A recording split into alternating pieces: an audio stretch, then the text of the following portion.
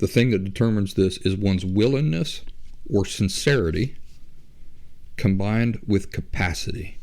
And you and I have talked a lot about the differences between capacity and ability. When we're talking about ability, we're just talking, when we're talking about what you're able to do, that's ability. Many of you know that I'm bilingual, I speak Spanish. In Spanish, the word for can is based around ability. It's what you are able to do. On the other hand, capability and capacity is something entirely different.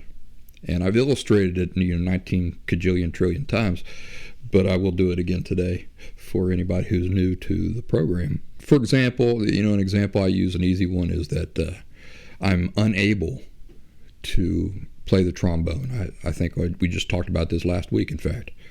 I'm unable to play the trombone, but I am capable of playing the trombone. What's that mean? It means that the possibility does exist within myself.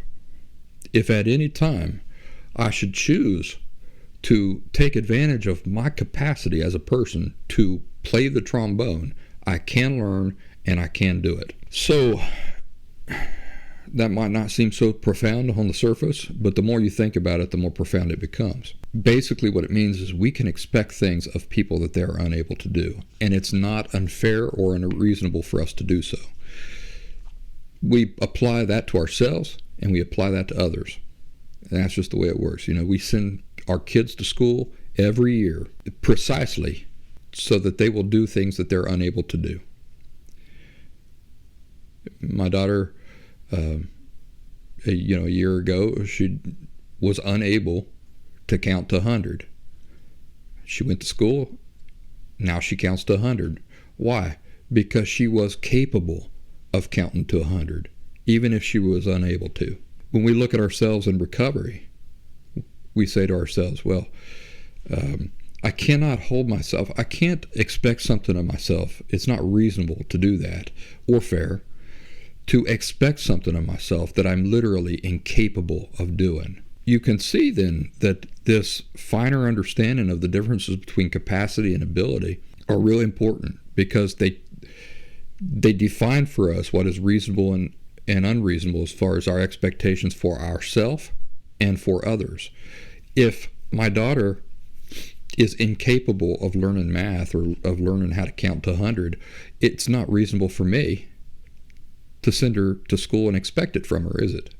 However, if she's simply unable to count to 100, but she's capable of counting to 100, then it's totally fair and reasonable for me to send her to school and expect that from her. That's an example of us applying that to other people. But now let's apply it to ourselves. If I am unable to treat people well, if I'm unable to stop abusing the people I claim to care about, if I'm unable to stop frivolously and irresponsibly spending money, if I'm unable to stop cheating on my girlfriend, if I'm unable to do any of these things, but I'm capable of them, then it is reasonable to hold ourselves to a different set of standards, right, than if we were incapable of doing those things. This understanding of capability versus ability allows us to set very high expectations for ourselves and for others and expect them to completely live up to those expectations, and know that we're being fair and reasonable at the same time. And on the other hand, it allows us to identify things that other people are simply unable to do, or that we're simply unable to do, and say, all right, but that's not an excuse. You still got to do it.